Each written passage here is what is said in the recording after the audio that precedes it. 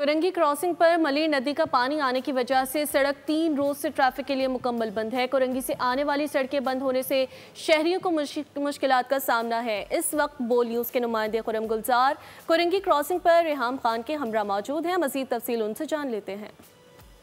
जी बिल्कुल, गुज़श्ता दिनों होने वाली बारिश के बाद जो शहर जलथल हुआ, सड़कें तालाब बन गई, जगह जगह सड़कें टूट फूट का शिकार रही। इसी तरह बहुत सारी मुतादिद शाराएँ ऐसी भी हमने देखी जो कि धंस गई थी। इस वक्त मैं मौजूद हूँ कोरंगी क्रॉसिंग जाने वाले उस सड़क पे जो कि गुज़श्ता 2 रोज़ से मुकम्मल तौर पर बंद है। ये सड़क नदी का पानी आने की वजह से मुकम्मल तौर पर डूबी हुई है। इस हवाले से मज़ीद हमारे साथ रेहाम खान मौजूद हैं, इनसे बात करते हैं। देखिए, इसका हल तो ये है कि जो चीज़ पहले से प्लानिंग जिसकी ना हो तो उसके बाद फिर आप बूट्स पहन के और जब बारिश होती है तो छोटी छोटी बोतलें आप लोगों में तकसीम करें। ये तो मेरा ख्याल है कि लोगों की आप बेइज्जती कर रहे हैं, लोगों को इंसल्ट कर रहे हैं, इसलिए क्योंकि ये प्लानिंग का काम है ना। नेचुरल डिज़ास्टर नहीं है ये, इस वजह से है कि हमारी कोई प्लानिंग नहीं होती।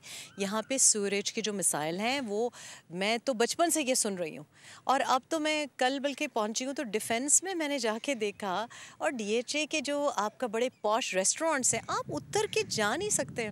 जी बिल्कुल, आपने रेहाम खान की गुफ्तगू सुनी और उन्होंने बहुत सारी चीज़ों पर बात की है। सर, बिलखुसूस हम बात करेंगे इस शहर कराची की। यहाँ जो इंतज़ामिया मौजूद थी उन्होंने कैमरे के सामने बात करने से इनकार किया। उनका कहना ये था कि कोशिश की जा रही है कि जल्द से जल्द पानी को रिमूव करके और सड़क को बेहतर बना के इसको ट्रैफिक की रवानी के लिए खोला जाए।